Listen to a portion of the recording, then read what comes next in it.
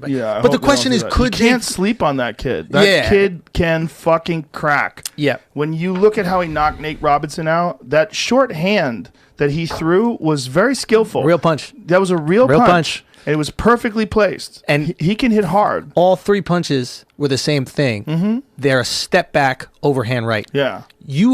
That's not like got lucky. That's, hey, this guy doesn't know what he's doing, so he's going to charge at you. Just step back and lay a right hand on him. Yeah. I mean, he knew exactly it was skillful. And that was in the middle of a wild brawl where Nate Robinson was trying to take his head off, and it was kind of unorthodox, right? So it's dangerous because Nate is super strong. He's a crazy athlete. Yeah, unreal athlete. Winging punches at him. And so he's got to figure his way through this maze of bombs headed his way, and he clips him.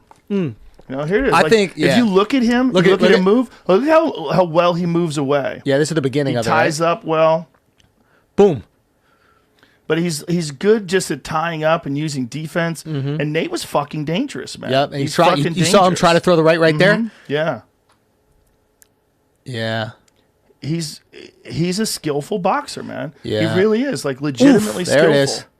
I mean, he's not world class right now, but he is 23 years old. Yeah. I mean, he got a real night. damn. That's one that folded him, but that's not the one that folded him ultimately. He got up off of that one, and he get KO'd by the next one. Yeah. They should have stopped it right there. Well, he was complaining to the referee that he got hit behind the head, which is hilarious. That was so ridiculous. Lights out. Yeah. Yeah, I think he realized at this point in time that this is not. It's not just athleticism involved here. That's what There's people a don't mental get. game in boxing that you have to understand what a fight is. It's you're at war with yourself as much as you're at war with that other person. You have to keep back it up, Jamie. Let's see that punch. Yeah. So let this play out. So if you watch how he knocks this dude out, like even the way he's moving his body, game over. I don't think that's it. No, that's the second one. That's just a knockdown. Yeah, here it is. Here it is. Bang. That's the one. Great shot. When you see a guy face plant like that and bounce, that's a wrap. Yeah. Just play it back. Just let it play. But if you watch how he did it, look at this. Dude, that's a short punch, man. Yep. He didn't wind that up. He stepped back and put it in place. He's got skill. Yeah. And he's only 23. If he decides to dedicate himself to actually being a boxer and spends all of his time boxing and then talking shit and doing podcasts, you fucking never know, man. Yeah. He might go a long way. He obviously can perform under pressure. He obviously has legitimate power. Yeah. He's got legitimate skill. Yeah. And he's dedicated. Why not do it if you're Conor?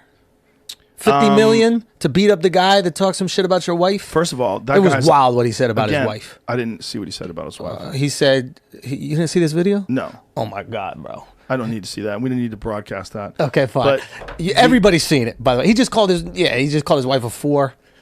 Wow. Yeah, and he only follows one girl on Instagram, Conor's wife.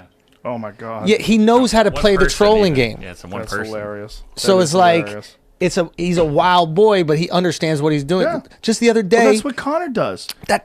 Talking about people's wives. Conor did that to Jose Aldo. We talk shit, Khabib, bro. Yeah, to everybody. Yeah, but like, it was just wild, man. And then recently, like the guy knows what he's doing. He was in L.A. and I think it was at Brendan Schaub's show, like this Dylan Dennis. You know, he was like doing the food truck thing. Yeah, and I guess he has some beef with Jake Paul. Jake wants to fight him, so he pulls up on the back of a pickup truck with water balloons and wet toilet paper and starts chucking it at him while he's doing the interview. This is it. The guy knows how to be there. I don't know. Somebody's talking. How did he know he was going to be Somebody's talking. His brother did it a couple days before. Maybe they just sped mentioned away it to him and told him where it was or something. But Dylan Dennis ran up to him and he sped away. Why didn't he get out and fight him? Yeah, that's what a lot of people are saying. That it's kind of soft. Like he came at you and all your people. Let me tell you something. Yeah. Dylan Dennis gets a hold of you. You're it's getting your arms broken. Yeah. You're getting your neck strangled off. Yeah. That's your a bad head's gonna motherfucker. Get popped like a zit. He's gonna rip your knees apart. He's that good. Not a fucking chance in the world. Yeah. Really? Oh, if Dylan Dennis is a world class grappler, top of the food chain. Yeah. He's like, I mean, he's a guy who I'm pretty sure he went to a draw with Gordon Ryan, who is the elite of the elite. I see him in the maybe videos on YouTube Gordon a lot. beat him by decision by like 1 point or something like that. The subtlety of what's going on in this. Was this that 50 million? No, he just posted with this proof of funds. Got you curious, huh? Notorious MMA. So he's showing. Take the fight, pussy. Who said take the fight, pussy? So Jake Paul says to Conor, take the fight, pussy, in a DM. And then he showed that Conor saw the DM. He's just this kid. Like, okay, so there's different ways to like build hype. Obviously, like you can build hype by just creating, great content. You can build hype by creating drama, and you can build hype by creating like a villain-esque attitude, right? Yes. And this guy has no problem being the villain. If he likes to talk shit about Dylan Dennis, I think it would be hilarious if they had an MMA match. Well, I don't think he wants to do the MMA one, but he's trying to get Dylan to do the boxing one. But that's why he ran away from Dylan. Because if it's there's a no wrap boxing with Dylan, gloves, if Dylan grabs you, done. It's a whole different world, son. But could he beat him in a I don't know enough about Dylan, but could he beat him in a boxing match? He might be able to. But if you're Dylan, that's not his world. I mean, so he's Nate not Diaz an got elite involved. boxer.